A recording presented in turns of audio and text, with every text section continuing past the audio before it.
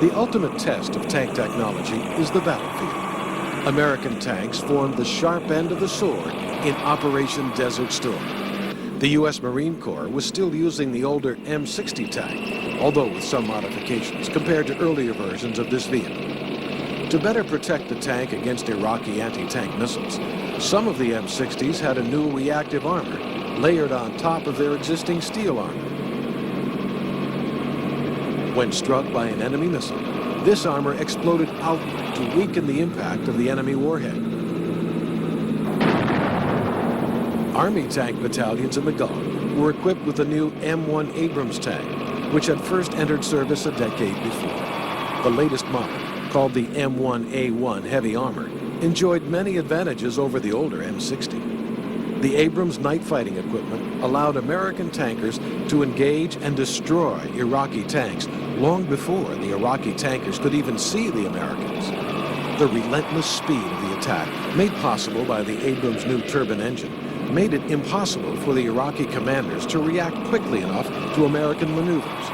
And the new armor, bolstered by an added layer of dense uranium metal, proved very effective.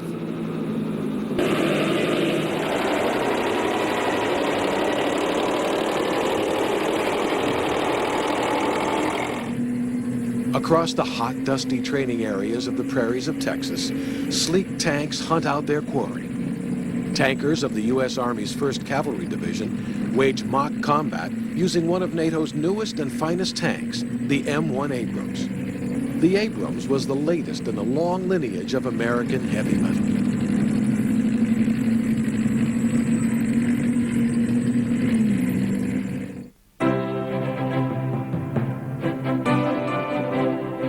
The first American tank units were formed in France in 1917, commanded by a little-known Colonel George Patton.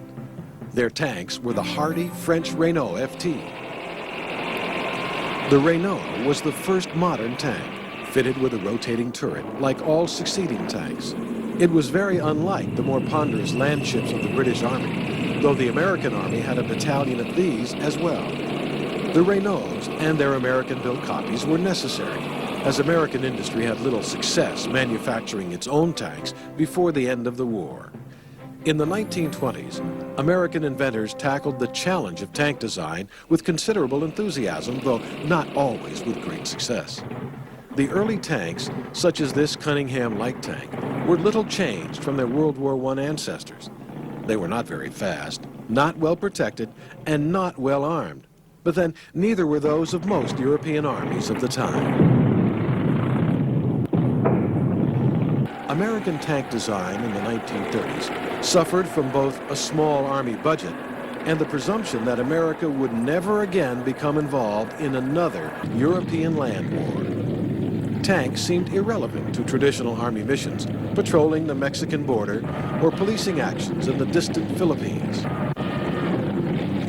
Some of the tank designs of the 1930s showed considerable imagination.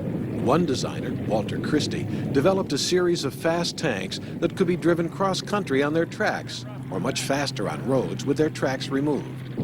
The U.S. Army bought a handful of Christie's and played with the concept for some years. But it was in Europe that Christie's designs had their greatest impact. The Soviet Union built a derivative of the Christie tank called the BT. This led to the T-34 tank, the finest tank at the beginning of World War II. And Britain used the Christie suspension on some of its tanks, such as the Crusader. As war clouds brewed in Europe, the U.S. Army paid greater attention to tank design. Its designs in the late 1930s were uninspiring compared to many European designs. When Europe went to war in 1939, the U.S. Army's tank force was about the same size as that of the smaller European powers, Italy, Poland, Romania. Urgently, work was begun. The U.S. Army entered World War II with two principal tank types: light tanks, such as the M2A4 and M3, and medium tanks, such as the M3.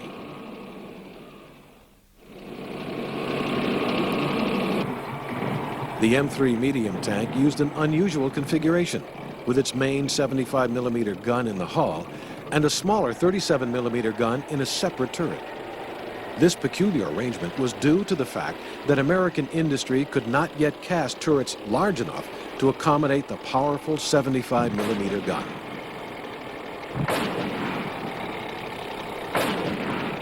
The idea for the M3 medium tank's gun arrangement came from the French Char B tank, one of the most powerful tanks in the world in 1940.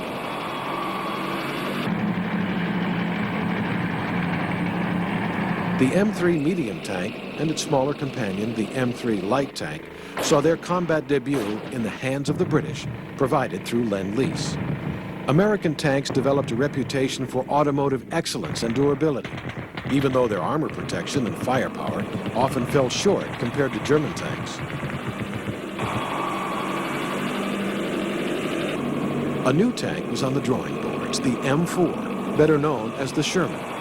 The Sherman tank was the mainstay of the U.S. tank force in World War II.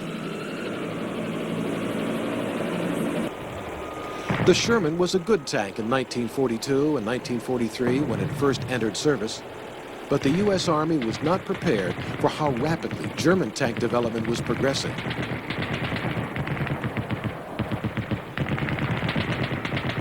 The main tank battles were fought on the Eastern Front between Germany and the Soviet Union. New German tanks like the Panther and the Tiger were developed to deal with the Soviet tanks like the T-34 with its Christie suspension.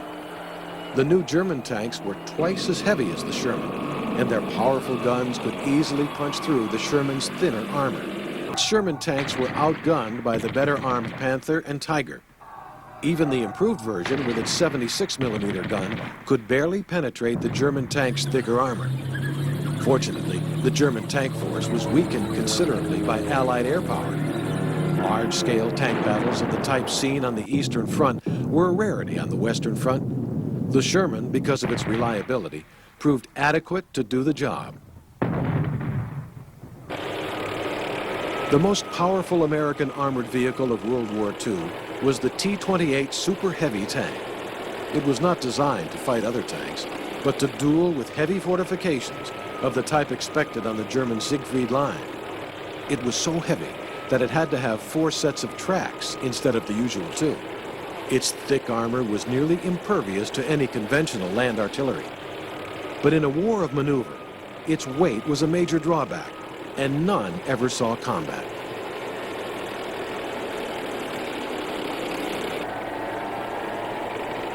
The shortcomings of the Sherman led to the development of a new tank to replace it, the M26 Pershing. The Pershing was not as heavy as the T-28. Rather, it was about the same size as the deadly German Panther tank and armed with a 90mm gun. During the Korean War, the Pershing and the Sherman were used in tank battles with Soviet-supplied T-34 tanks manned by the North Korean and Chinese armies.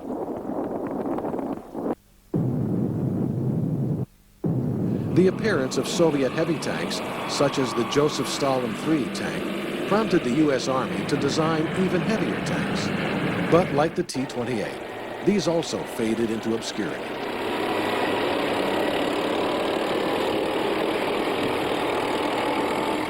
Another idea was a super lightweight tank hunter, such as the tiny Ontos tank destroyer. Ontos, a Greek word meaning the thing, was designed as a cheap substitute for tanks. It was armed with 6 recoilless rifles, giving it enormous firepower for such a small vehicle. But it lacked the combat endurance of more conventional tanks, and only a small number were used by the Marine Corps. American tank evolution remained concentrated on medium tanks, which eventually came to be called main battle tanks, absorbing the role of light, medium, and heavy tanks. The Pershing was followed by evolutionary improvements, the M47 and M48 Patton tanks. These formed the core of the U.S. Army's tank divisions during the Cold War. The final evolutionary development of the M26 Pershing tank was the M60, appearing in 1960, nearly 25 years after its predecessor. The M60 tank has evolved for 20 years into the M60A1, A2, and finally, today's M60A3 version. The M60A3 is fairly typical of the modern main battle tank. Let's take a look at the crew of a modern tank and their functions. The crew of an M60 tank is 4 men: the tank commander, the gunner, the loader, and the driver. The tank commander is the senior member of the crew.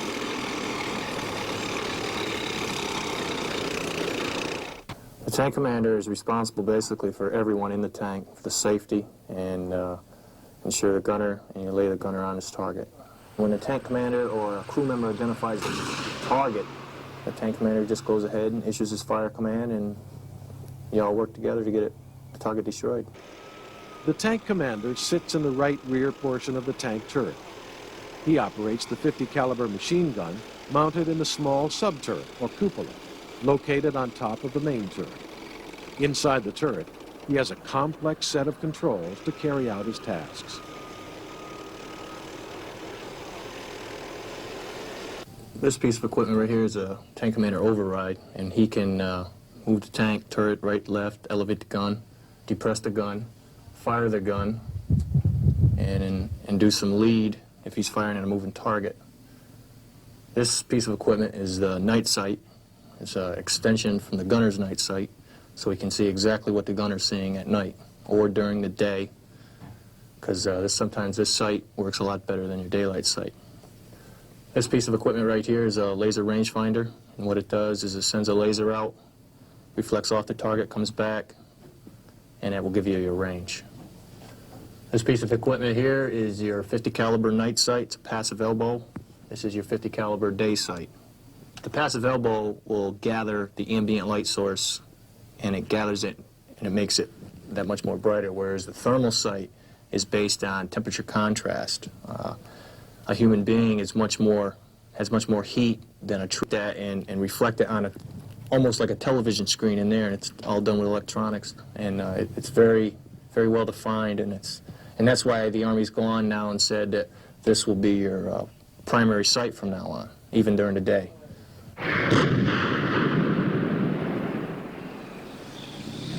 The next crewman in seniority is the gunner. The gunner sits in front of the commander and operates the main 105mm gun on the tank commander's instructions. He controls the elevation and traverse of the main gun and operates its many other features, including the stabilization system and laser rangefinder. The third tanker in the turret is the loader, responsible for loading the main gun. The loader must combine strength and agility. Each of these rounds of ammunition weighs over 50 pounds. They must carefully be loaded into the breech of the gun, even when the tank is bouncing and crashing across rough terrain. Isolated from the turret crew in the front of the hull is the driver. Driving a modern tank is surprisingly simple, but care must be taken as an M60 weighs over 60 tons and can reach speeds over 30 miles per hour.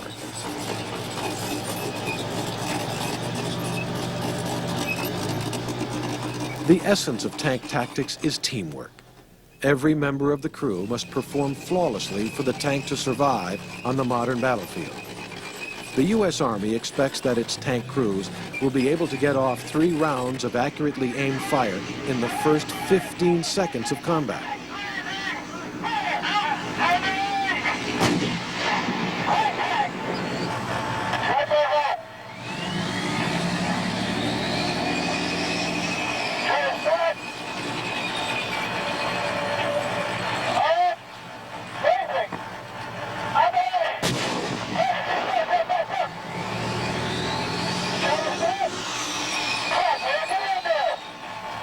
Gunner, signal, tank. Identified.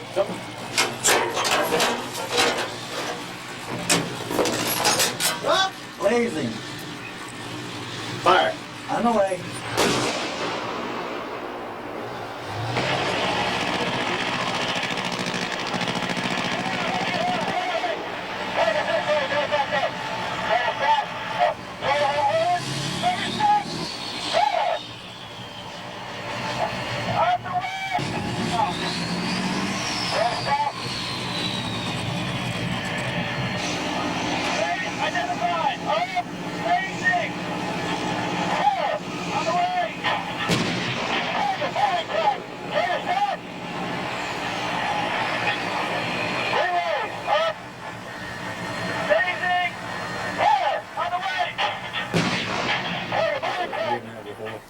By the early 1970s, the M60 tank was being outclassed by newer Soviet tanks.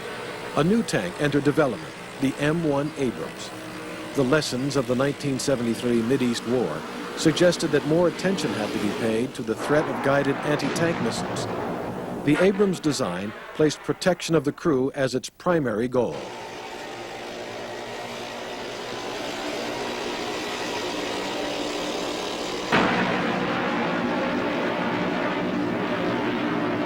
Jaw-bomb armor, first developed in Britain, provided a major advance in defeating the missile threat. If the tank is penetrated by enemy fire, the greatest risk is posed by the tank's own ammunition. In the Abrams, the ammunition is positioned in a special compartment at the rear of the turret, separated from the crew compartment by special blast doors. If the ammunition is ignited by an enemy projectile, the explosion is vented upwards, away from the crew, through blowout panels. This once secret test footage is a remarkable demonstration of this feature. In spite of the conflagration in the rear of the turret, the blast doors protect the crew from the fire. The other key aspect of the M1's design is its weapon system. The main gun itself is only one element of the overall weapon package. Tanks appear to be crude, cast-iron monsters, but they're instant of the modern battlefield. Previous generations of tanks had to halt to fire. The M1 and other modern tanks can fire. The M1 is really effective with the stabilization system, which is built in, whereas on the old tanks, it took a lot of short halts where you stop, move, and stop, move. Of course, with the M1, you can continue to ride anywhere from 30 to 35 miles per hour and fire and get a first-round hit. The first version of the Abrams, the M1, is armed with a 105mm gun. The newer M1A1 version has a more potent 120mm gun. The Abrams Advanced Electronic Gun Fire Control System gives it incredible accuracy at ranges over 1 mile. A muzzle reference system measures barrel warp caused by the heat of repeated firings. A wind sensor checks for crosswinds.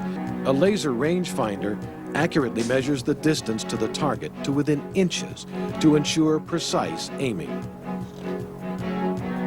The data from the tank's advanced sensors are rapidly absorbed by a ballistic computer with little attention from the gunner. The Canadian Army Trophy Shoot was held every 2 years to test the abilities of NATO tank crewmen. In 1987, the advanced electronics are easier to use than the mechanical systems used in previous generations of tanks.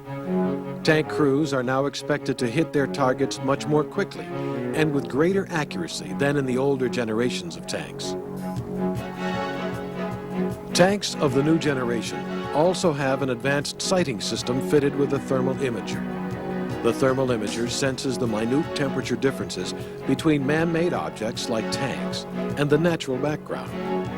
This enables them to locate and identify enemy tanks at night or in the daytime when they're hidden by smoke or camouflage.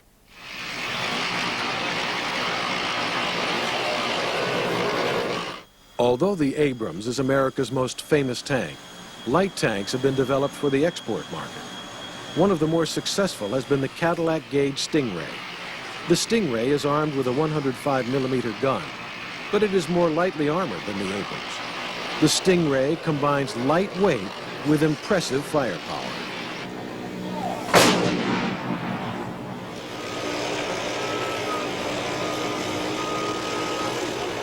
Since the birth of the tank in World War I, technological innovation has been a hallmark of French tanks.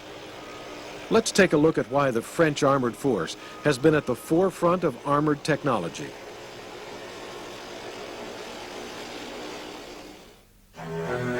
Technological innovations in land warfare, the machine gun and rapid-fire artillery, led to the unspeakable horror of trench warfare in World War I.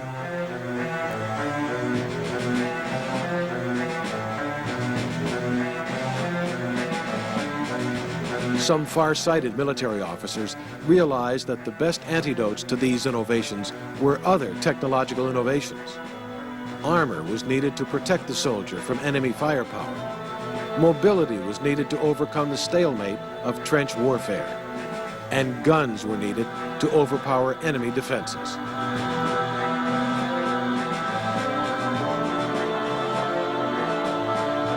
Both Britain and France came up with the idea of an armored trench crossing vehicle at about the same time. These are France's first tanks, the Schneider.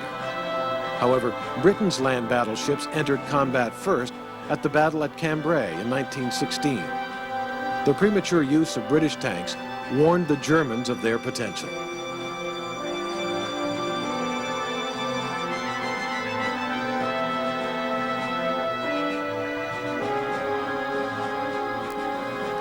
The first French tanks, the Schneiders, entered combat several months after the first British tanks.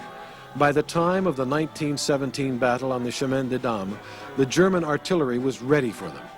The results of the first French tank attacks were tragic.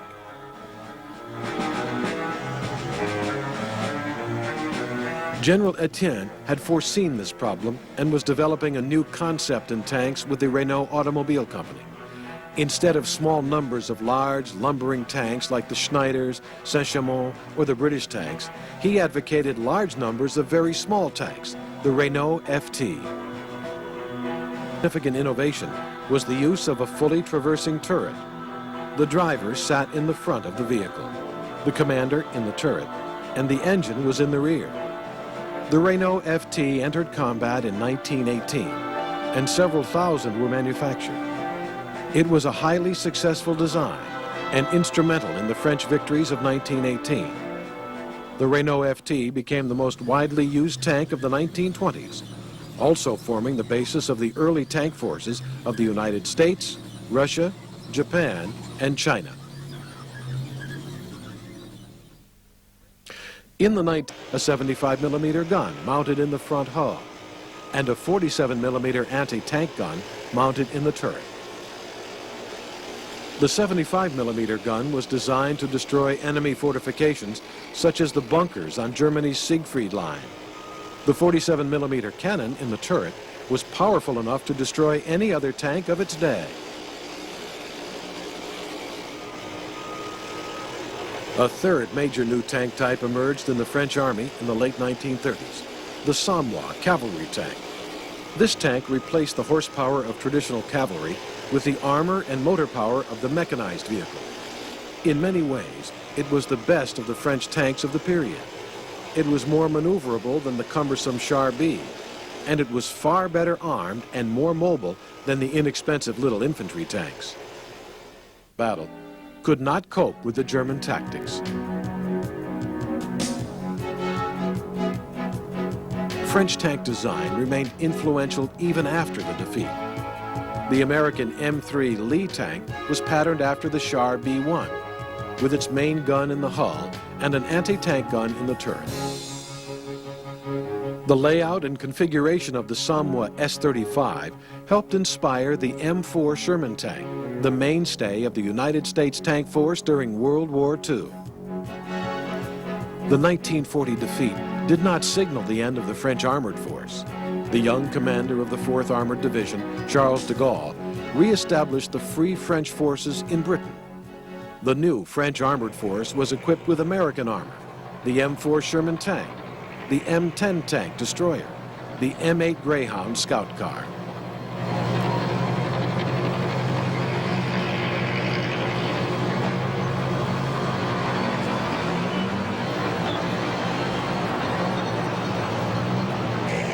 In the years immediately after the war, the French Army relied on American armored vehicles until French industries could be rebuilt. The M47 Patton tank was the mainstay of the French tank force through much of the 1950s. In the 1950s, French designers attempted to re-establish their reputation as innovators in armored vehicle design.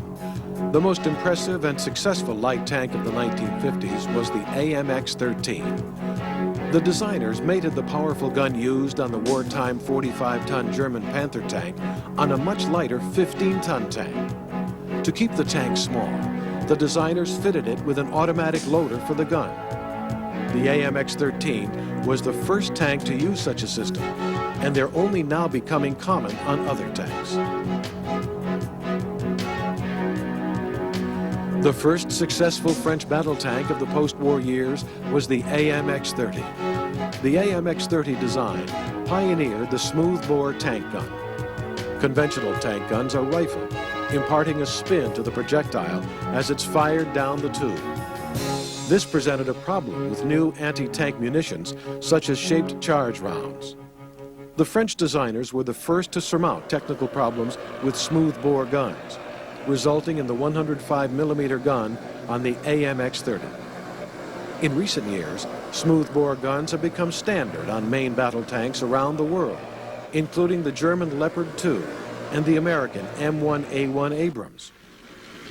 The AMX-30 still serves with the French tank force in an improved version, the AMX-30B2, which incorporates many new features, including a highly effective thermal imaging night sight.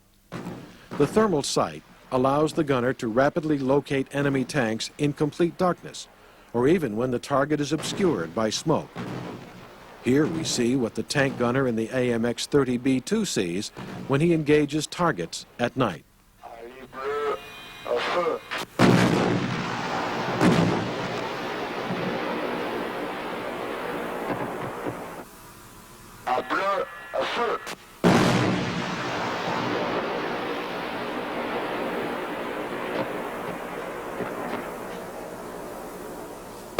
The AMX-30 has proven to be a versatile vehicle suitable for other roles. A self-propelled artillery version has been built on the chassis, called the GCT 155mm. This vehicle substitutes a high-powered 155mm artillery piece for the normal tank gun. The GCT's new gun can hit targets over 20 miles away.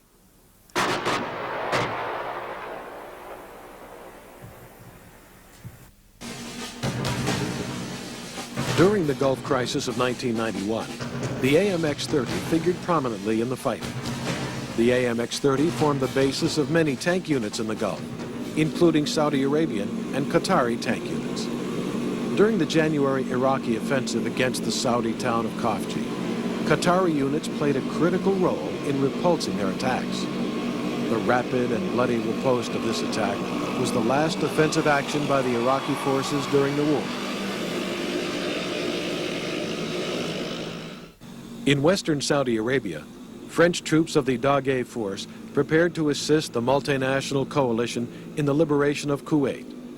Among the armored units in Saudi Arabia was the 4th Dragoon Regiment, equipped with the AMX-30B2 tank. Here, the 4th Regiment conducts desert training maneuvers a few days before the Desert Storm offensive against Iraq.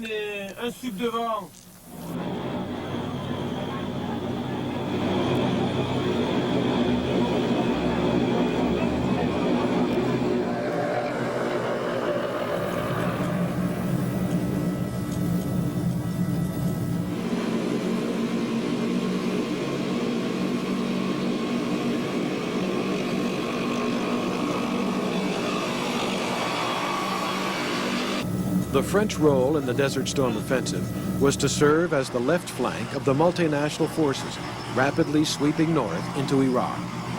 The French forces protected other coalition units from Iraqi units located further to the north and west. The French objective was to capture the key airfields such as As Salman and the eventual blocking of Iraqi routes of escape. The French mission was entirely successful. The 4th Regiment encountered Iraqi tank units on the outskirts of As Salman Air Base, and a short but violent battle ensued.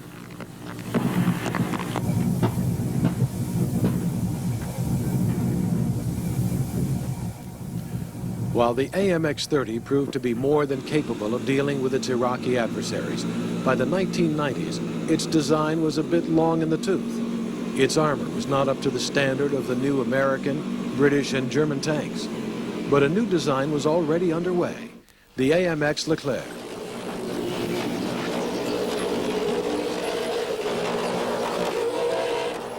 The AMX Leclerc is the latest and greatest of French tanks, entering service in 1991, nearly a decade after its recent counterparts, the Abrams and the German Leopard 2.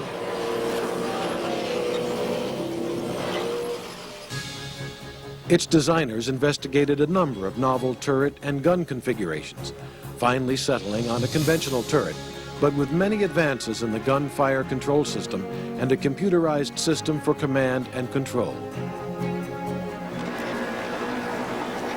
To incorporate advances in armor technology, the Leclerc is designed to use modular armor packages which can be replaced by updated packages when new technology is developed.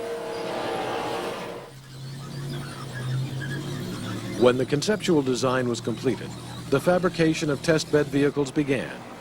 These are automotive testbed prototypes used to examine the engine and suspension. The turret is not fitted, and instead special instrumentation is used in its place to monitor the performance of the vehicle.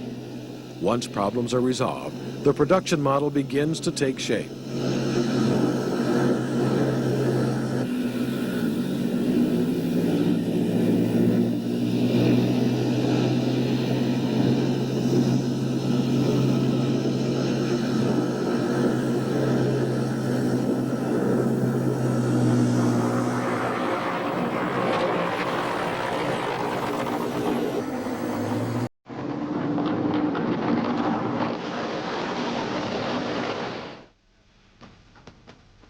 Battle tanks are becoming increasingly computerized to assist their crew in combat. The Leclerc was the first tank to be built around a centralized digital electronics architecture. Its crews no longer communicate solely by voice over radio, but also exchange critical information through advanced data systems. With the assistance of advanced sensors, digitally obscured in this once sensitive test footage, a digital onboard computer allows the Leclerc to communicate automatically with other tanks in the unit and its headquarters. Each tank can send or receive digital data. For example, to receive its battle orders or other information, the Leclerc continuously sends data on its location to upper echelons, making it possible for the headquarters to plan and conduct the battle while getting the best use of each tank's capabilities.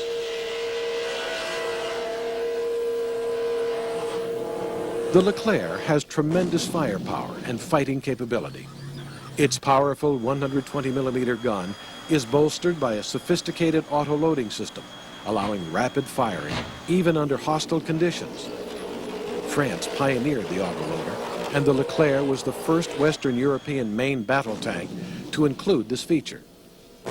The autoloader allows the Leclerc to engage an enemy continuously in all conditions without demanding the attention of a crewman for reloading. The autoloader is not affected by the movement of the tank, and so it can be used without having to halt the vehicle. The Leclerc is also aided by a sophisticated fire control system and an electric turret drive, which allows very precise stabilization and rapid, accurate firepower.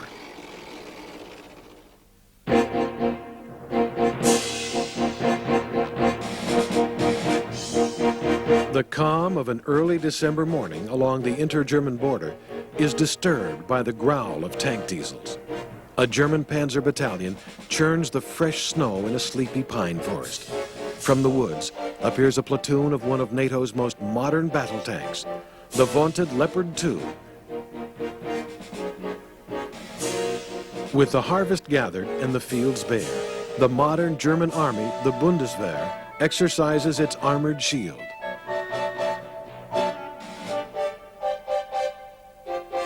Tanks were the spearhead of the German blitzkrieg in World War II.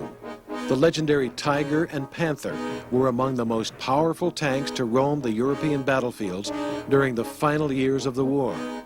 Today, they stand as silent reminders of the great armored clashes such as Kursk, Normandy, and the Battle of the Bulge. Their place has been taken in the modern Bundeswehr by tanks of the Leopard family, the Leopard 1 and the Leopard 2. The Leopard 1 was the first German tank built after the Second World War. It entered service with the Bundeswehr in 1965. Compared to its wartime antecedents, even the monstrous Royal Tiger, a 120-millimeter smoothbore gun forms the sharp teeth of the Leopard 2. This gun spits out a 20-pound metal dart projectile at speeds of over a mile per second. This same gun was later adopted on the American M1A1 Abrams tank. Precision is ensured by a laser rangefinder. To keep the gun pointed accurately during high-speed travel, it's stabilized by a high-performance system. The effectiveness of this sophisticated network of gun and sensors has been demonstrated time and time again by success at the Canadian Army Trophy Shoot. This competition pits NATO's best tank crews against a challenging array of targets. Dutch and German Leopard 2 units have often emerged on top. The Leopard 2's rough exterior appearance belies its internal complexity, a realistic image of the countryside. Future systems will use computer-generated images. Once the driver completes basic training on the simulator, he transfers to special training tanks for hands-on experience. Special training tanks reduce the wear and tear on actual combat tanks and are less expensive to operate. The new generation of main battle tanks is the fastest on record. High combat speeds make the vehicles difficult to hit during fighting. The Leopard 2's 1,500 horsepower diesel engine gives the tank very high cross-country speeds, up to 45 miles per hour. Its torsion bar suspension dampens the jostling of rough terrain. Modern tanks are too heavy to be made amphibious, so rivers are a major obstruction to tank movement. To circumvent this problem, the Leopard tanks are designed to snorkel underwater. The crew seals the vehicle and then employs a special tube device to provide air to the engine and crew.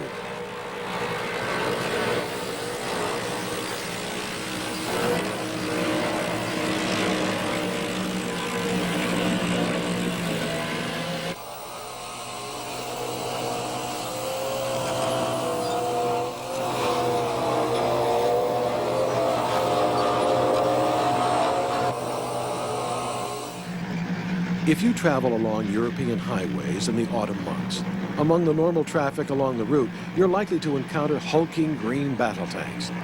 With the harvest in, the tanks begin emerging for their seasonal war games. NATO wages its war games through the winter months.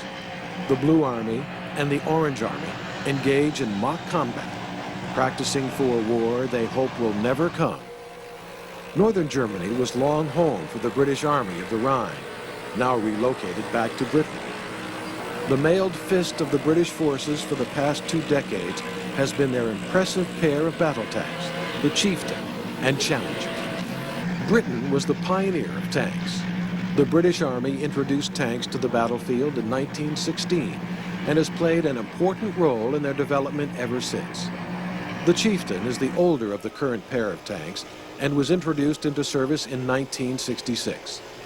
At the time of its initial deployment, the Chieftain was the most heavily armed and most heavily armored of all NATO main battle tanks. Most NATO tanks of the 1960s and 70s were armed with a British-designed 105mm gun. In contrast, the Chieftain was armed with a more potent 120mm gun. The Chieftain's design placed great stress on armored protection. The tank's turret was carefully contoured to take best advantage of its thick steel armor.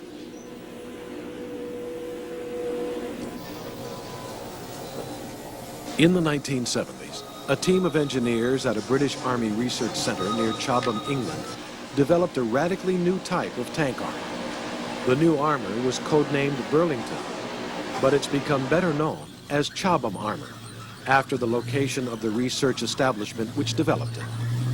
The new Challenger is the first British tank to incorporate this highly effective protection. The exact configuration of this armor remains a closely guarded secret, but it's believed to consist of complex layers of metal and advanced ceramics. It makes tanks nearly invulnerable to frontal attack from deadly anti-tank guided missiles. Besides this enhanced protection, the Challenger is considerably more mobile than its predecessor, the Chieftain. It's powered by a 1,200 horsepower Perkins Condor diesel engine, which gives it speeds of up to 35 miles per hour. The advanced hydropneumatic suspension gives the tank a smooth ride, even over obstructions in rough terrain. One of the most important advances in tank design over the past decade has been in gunfire controls, which permit the tank to fire on the move. The heavily armored turret weighs 20 tons. Yet it must be moved with extreme precision to hit targets a mile or more away. These tests on a turntable provide the clearest example of this critical feature. Currently entering service is a more advanced version of the Challenger, the Challenger 2, with even more sophisticated fire controls. The Challenger is supported by an armored repair and recovery version. This version is capable of recovering a bogged down or battle-damaged tank, and its hydraulic crane can be used when carrying out engine repairs. Britain has always played a prominent role in supplying tanks to armies overseas. But there are often restrictions on the export of the latest tank design due to highly secret technologies involved. Also, many armies in the developing world cannot afford the highly complex and expensive tanks adopted by NATO and desire a less elaborate tank. So, besides manufacturing the Challenger for the British Army, Vickers Defense Systems has also designed tanks specifically for export. The Vickers Mark 7 is an example of British-German industrial cooperation, with a Vickers-designed turret and Leopard 2 hull supplied from Germany.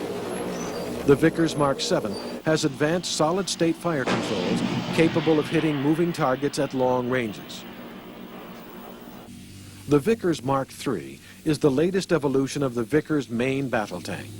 Earlier versions serve in the armies of India, Kuwait, Kenya, and Nigeria.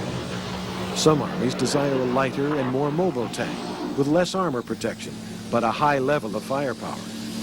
This has led to an interesting British-American venture, the VFM-5 light tank, with a Vickers turret and an FMC hull. Although weighing under 30 tons, it's armed with a 105mm gun. Britain's strong traditions in modern tank design have provided NATO with critical technological breakthroughs, such as the very effective tank will provide the heavy metal firepower for all modern armies.